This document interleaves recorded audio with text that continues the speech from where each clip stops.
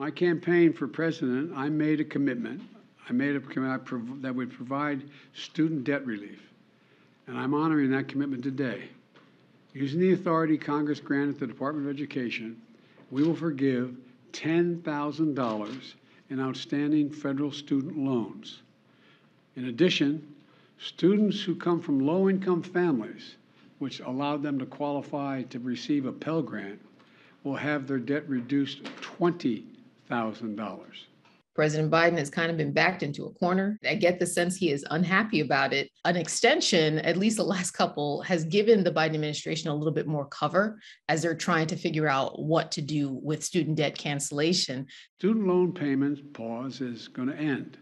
It's going to end December 30. I'm extending to December 31st, 2022, and it's going to end at that time.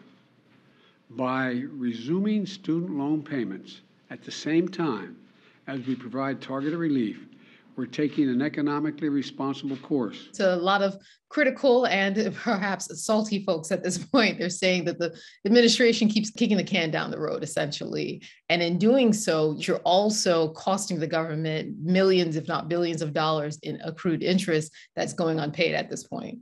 Liberal lawmakers on Capitol Hill have been pushing for an extension, in part because of inflation. I think the idea of adding an additional bill back into the budget of many American households at a time where they're already dealing with higher prices just seems like an untenable policy. I think it is appropriate at a time when so many of our younger generation are struggling that we should cancel all student debt. That is my own view.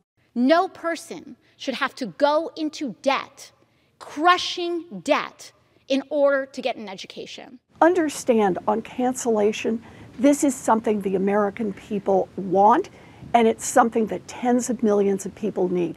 Republican lawmakers think this is an unfair policy and a reckless policy.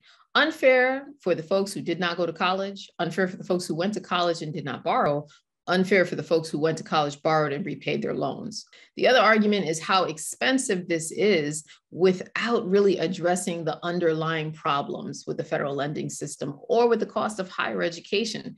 There's no accountability measures being discussed to be paired with this sort of policy. The Department of Education is actually on board with an extension. They just want it done in a way that really mitigates any kind of confusion among borrowers. Some lenders need 45 days before they send out notices to borrowers, some just 30. Despite what people may believe, it is not easy to turn back on the repayment system with like a flick of a switch. There are people within the White House who think that this is a sound policy because of the issues of inflation. But there are also people who are more fiscally conservative. The Biden administration is coming off of important wins from the Inflation Reduction Act. A lot of policy experts are starting to get concerned that another extension and a broad-based debt cancellation would really undermine the policy wins that the administration has recently scored.